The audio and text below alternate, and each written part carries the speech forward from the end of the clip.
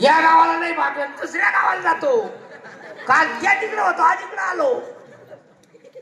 सावित्री म्हणतो आपल्याला जायचं. ते कुठं जाय म्हणून राहील गप. हा माय पिताजी. हा अहो तो राजकुमार आहे. त्या राजकुमाराचे ते वडील आंधळे आहेत. त्यांचं राज्य शत्रूने हेरून नेलं. त्यांच्यावरती वाईट वेळ आली. पिताजी मला हा नवरदेव पसंत आहे. मला याच्याशीच लग्न करायचंय. अगं तू येडी झालीस का खोरी? अगं लाडा कोणामध्ये तुला वाढवलं. तुला कधी सावली सोडून उन्न माहित नाही, रंगमाल सोडून कधी बाहेर गेले नाही. आणि तू खुशाल म्हणती या सत्यवानाबरोबर लग्न करायचं. अगं याच्या अंगावर कपडे सुद्धा सोयीचे नाही, राहिला घर सुद्धा नाही. जंगलामध्ये राहतात, 3 वर्षाची झोपडी करून राहतात आणि तू खुशाल म्हणती मला याच्या बरोबर लग्न करायचं. पिताजी अहो ते राजे माणसं आहे. त्यांच्यावरती वेळ आली, संकट आलं. अहो वाईट दिवस चांगले दिवस येण्यासाठीच येतात. त्यांचे वाईट दिवस निघून जातील. पिताजी तुम्ही किती जरी काही म्हणले ना, पण मला हाच नवरदेव पसंत आहे. अगं मी लग्न करणार. सांगू पुरी, कसं सांगू? काय करत नाही तू माझ्यावालं. अगं मूर्खावानी वागतेस. अगं तू माझा एकुलता एक पोटचा गोळा आहेस. मी तुला नाही देऊ शकत पुरी, नाही देऊ शकत. पिताजी माझ्या डोळ्यात देखता मी माझ्या मुलीची अशी अवस्था नाही पाहू शकत. तुम्ही माझी काही काळजी करू नका पिताजी. मला लग्न करायचं सत्यवानाशीच करायचं, नाहीतर मी जगामध्ये कोणाशीच लग्न करणार नाही. सगळे लोक माझे पिता बहीण भाऊ असेच राहणार. परमेश्वरा मी काय ऐकतोय माझ्या कानात शिष्यवृत्ती हवा की काय असेल. एकुलती एक कन्या लहानाची मोठी केली आणि भिकारड्या बरोबर लग्न करायचं म्हणतेस. सविता शक्य नाही पोरी, शक्य नाही. तुला काय पाहिजे असेल ती मी अजून देईन, परंतु चांगला नवरदेव शोध आणि लग्न कर. नाही पिताजी, मी लग्न करणार, ह्याच मुलाशी लग्न करणार, नाहीतर जगामध्ये मी लग्नच करू शकत. वेड्यावानी करू नको. तू माझी, तुला तर हाताच्या फोडाप्रमाणे वाढवलं आणि मला माझ्या डोळ्यासमोर तू एखाद्या भिकाऱ्यासोबत निघून जावं, इतकं मी पाप केलं का सावित्रा? इतकं पाप केलंस का? नारायण नारायण नारायण. नमस्कार असो नारद मुनी. आशीर्वाद असो राजा. तुम्ही फार वेळेवर आलात. अरे नारद मुनी सांगा त्या मुलीला समजून सांगा. हा अहो राजकुमार सोडून त्या भिकाऱ्या बरोबर लग्न करायचं म्हणती. अरे राजा तू तिला समजून सांगतो तरी तिच्या बुद्धीमध्ये उजेड पडना. हो ना. ऐकलं का सावित्रा? नमस्कार नारस्वामी. सावित्रा बोलण्याचा विचार. ग बाई, हा तुला काय माहिती आहे का? काय? तुझे वडील तुला सांगतात तरी तू तुझ्या वडिलांचं ऐके ना. ऐकत नाही. परंतु बाई, काय? तू ज्या तुझ्या मनाने नवरदेव पसंत केलेला आहे ना, हा बाई, काय? तुझं लग्न झालं का हा वर फक्त तुला 6 महिन्याचा सोबती आहे. काय बोलता? 6 महिन्यानंतर याचा मृत्यू काळ जवळ येणार आहे. म्हणजे फक्त 6 महिन्याचं आयुष्य आहे सत्यवानाला? 6 महिन्याचं सत्यवानाला आयुष्य आहे. 6 महिन्यानंतर सत्यवान मरण पावणार आहे. तू या मुलाबरोबर लग्न करू नको सावित्री. नारस्वामी, तुम्हाला जर सत्यवानाचं मरण कळतं, हा, तर तुम्हाला त्यांचं आयुष्य सुद्धा कळत असेल ना. अरे आयुष्य सुद्धा वाढवता येत असेल ना. काहीतरी पर्याय असेल ना. हो सावित्रा, तुला माहित नाही काय? याचं आयुष्य आहे वाढतंय, परंतु तुझ्या स्त्री जन्मामध्ये फार मोठं संकट आलं, ते तुला सांभाळावं लागेल. मी सांभाळणार. असं ना? काही संकट येऊ द्या, काही वेळ येऊ द्या, मी ती पार करणार. पण मला लग्न सत्यवानाशीच करायचं. नारस्वामी, तुम्ही समजून सांगा माझ्या पिताजींना. अगं तुला माहित नाही, ज्येष्ठ महिन्यामध्ये हा, येणार ती एकादश. एकादश एकादशी पासून येणार ती 5 दिवसांना वट सावित्र पौर्णिमा. पौर्णिमा. त्या वट सावित्री पौर्णिमेच्या दिवशी या सत्यवानाचं मरण आहे. परंतु बाई, हा, तू जर या सत्यवानाची साथ त्या वट सावित्री पौर्णिमेच्या दिवशी जर सोडली नाही तरी याचं मरण टळतंय. आणि जर तू या सत्यवानाची साथ जर बाई कधी सोडलीस हा, सावित्रा, हा. आयो बाया तुला कधी कुंकू लावणार नाही.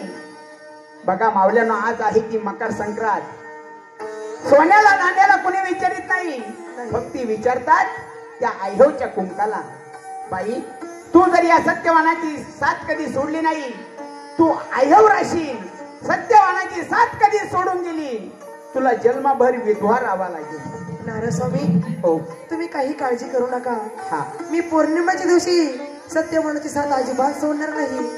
त्यांना सोडून मी कुठेही जाणार नाही. त्यांचं मी प्राण नक्कीच वाचवणार.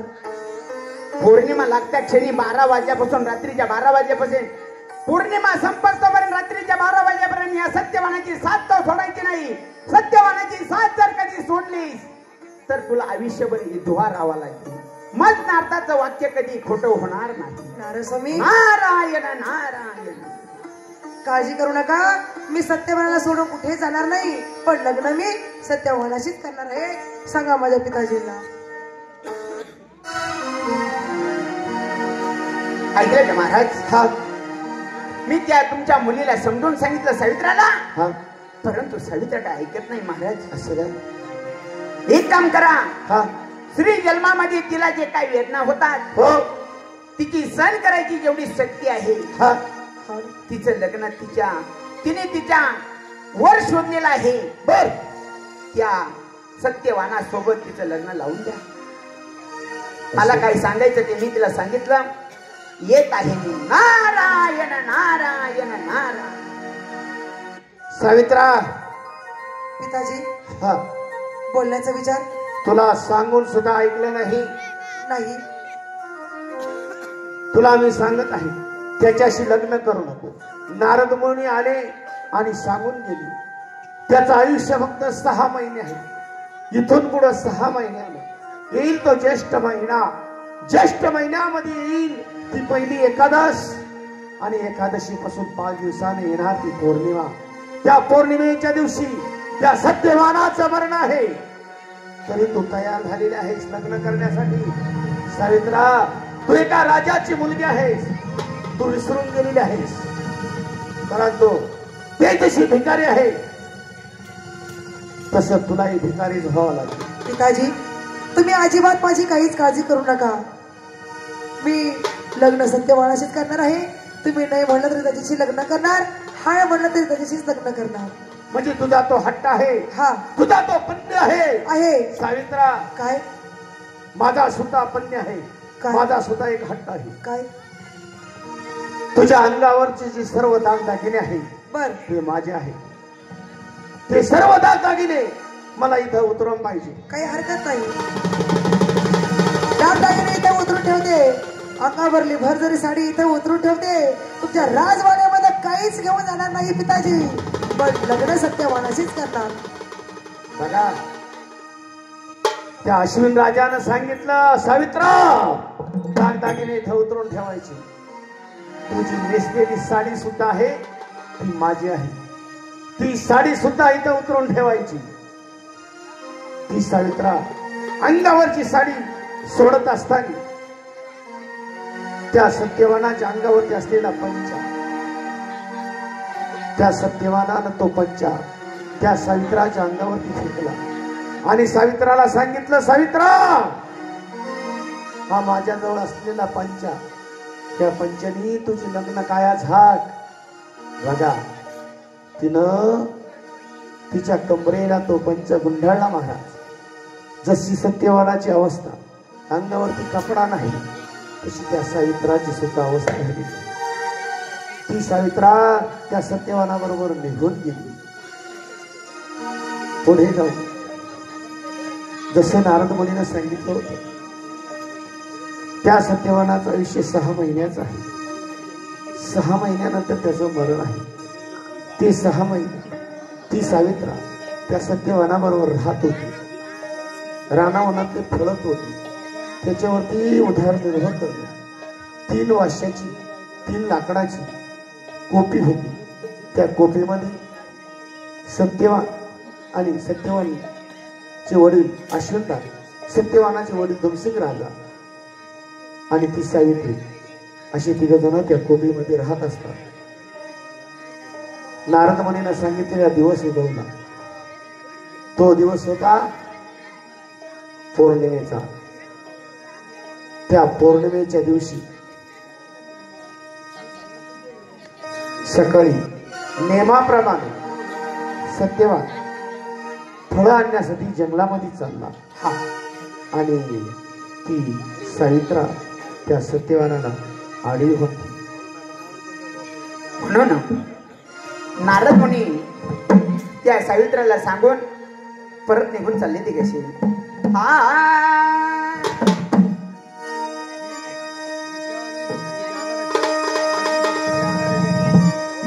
आवडीन भावे हरिनाम घेती, आवडीन भावे हरिनाम घेती, आवडीन भावे हरिनाम घेती, आवडीन भावे हरिनाम घेती, आवडीन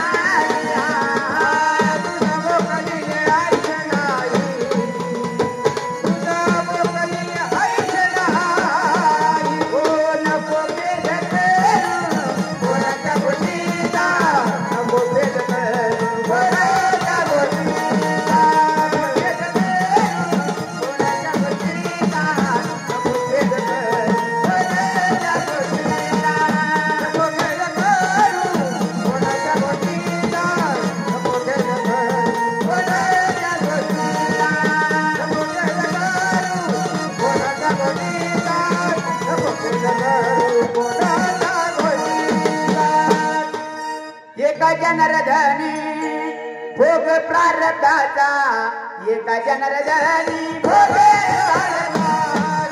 एका जनरधनी भोग प्रारब्धाचा एका जनरधनी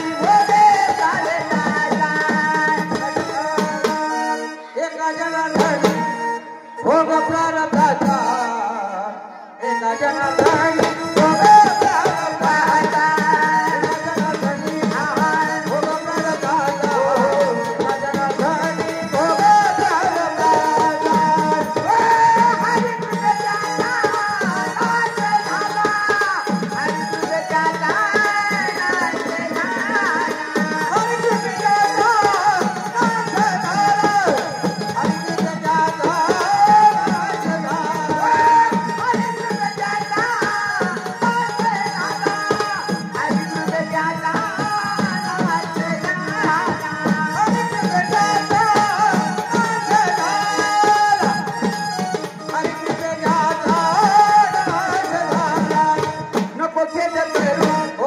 कोणाच्या गोष्टीचा नको खेद करू कोणाच्या गोष्टीचा नको खेद करू कोणाच्या गोष्टीचा नको खेद करू कोणाच्या गोष्टीचा नको खेद करू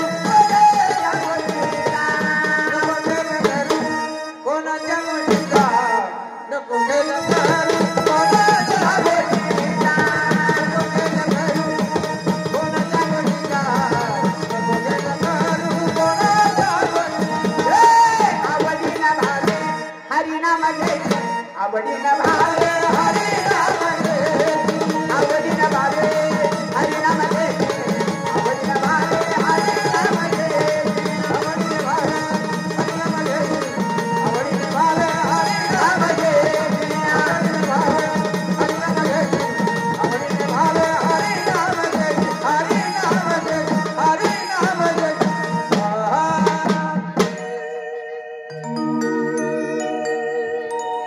म्हणून बघा ती सत्यवान आणि सावित्रा त्या जंगलवनामध्ये गेलेल्या असताना मस्त वेळ सुरू झाला. अगं सावित्रा, काय हो स्वामी? अगं तुला माहिती नाही काय? दुपारचे 12 वाजून गेले. 12 वाजून गेले. माझ्या वडिलांना भूक लागली असत, मी जातो वनामध्ये हा, काहीतरी फळं तोडून आणतो बाबांना खायला. तुमच्या पिताजीला भूक लागली.